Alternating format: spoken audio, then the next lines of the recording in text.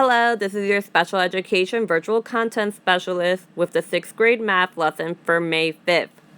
This lesson, as with all other lessons, can be found on TeachHub, and for teachers we provide the title, the focus question, and the learning objective, including standards and objectives for each lesson. We also provide guidance for using this resource, implementation guidance for each slide in the lesson, guidance for summarizing, guidance for assessment during instruction, and general methods of engaging with students with disabilities and multilingual learners. 6th graders are working on Unit 8, Data Sets and Distribution, Day 4, Statistical Questions, Part 2. What questions can data help us to answer when we look more closely at the data? The launch has students to make a conjecture about what differences exist between statistical and non-statistical questions. You can create a T-chart to support students with special needs, but it's not important that they get the answer correct at this point, since the rest of the lesson will be about them looking at those differences more closely. For the Explore, in order to help students with special needs, I decided to only show the types of questions that are pertinent to that particular question in the Explore. So, for example, how are the 3 statistical questions alike, aka what do they have in common? So students should notice that the questions are all about a group, so a group of cars or a group of students. Their answers would require some work to figure out, for example, counting, comparing, calculating, etc. For the non-statistical questions, students should notice that they're all about an individual and that their answer seems pretty straightforward and can be easily found or can be easily answered with a yes, no. Now you can put all the questions together. That way you can answer the following questions. How can you find the answers to the statistical questions, and how can you find the answers to non-statistical questions? To answer statistical questions, some research and data collection would be needed. For example, counting the number of cars of each color, asking each student in school if they have a cell phone or if they prefer fiction or nonfiction. To answer the non-statistical questions, one can simply ask the principal, Elena or Diego, the relevant question. What makes a question a statistical question requires gathering and studying data to answer. So students should have a discussion throughout all these questions and should be working with their peer tutor in order to support them with these discussions.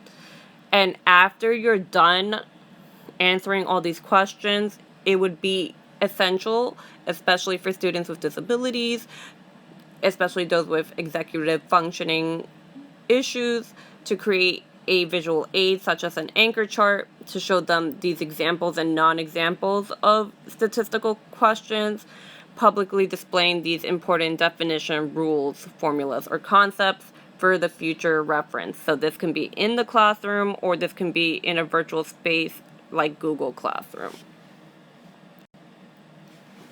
Now students are going to look at variability, and variability means having different values. So you want to support students with disabilities by giving them this definition on an anchor chart or vocabulary word wall, whether that is in classroom or in a virtual space. For this portion of the Explore, you can make it an I do, we do, you do.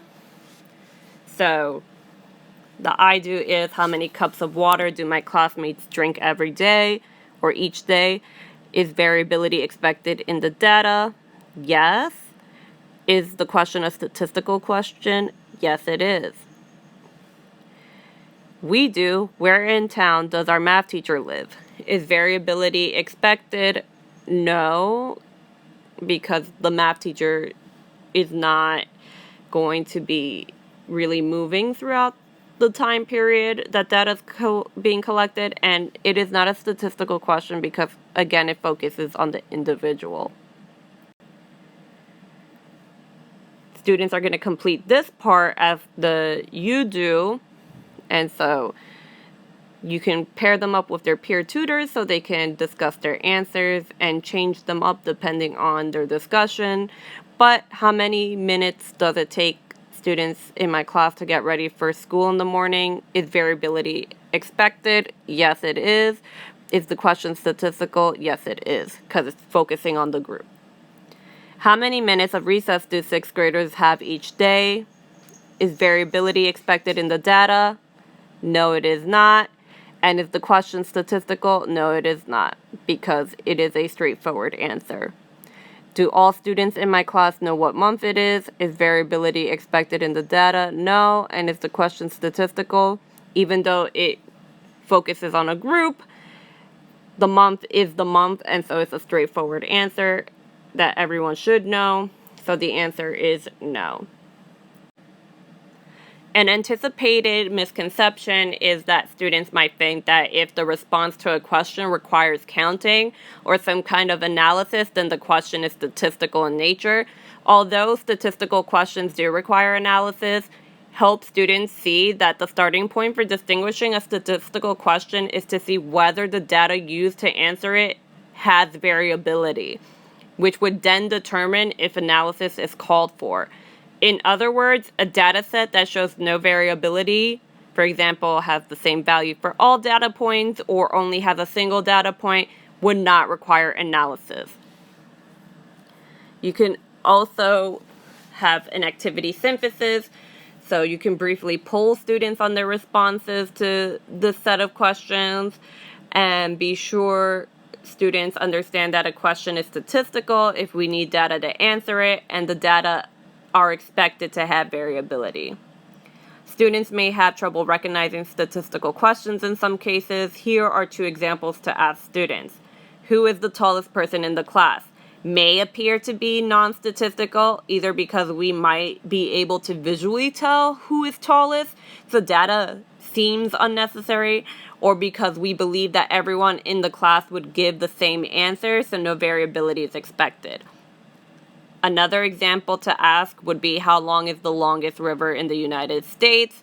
That might appear to be non-statistical because we could readily look up the answer. So while the tallest person may be obvious in some classrooms, it is helpful to remember that this is not true in all classrooms. The students in a class are often close but not identical in height, and finding out who is tallest requires analyzing different heights.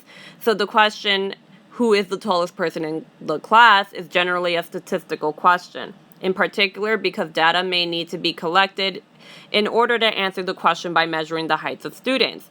Likewise, the longest river in the country can easily be researched. It is helpful to remember that this was not always the case. The answer may be considered a fact now, but the question was once a statistical question. At some point, lengths of rivers were collected and compared in order to answer it. To tell statistical questions from non-statistical ones, it is useful to look closely at the context of the questions and what it takes to answer them.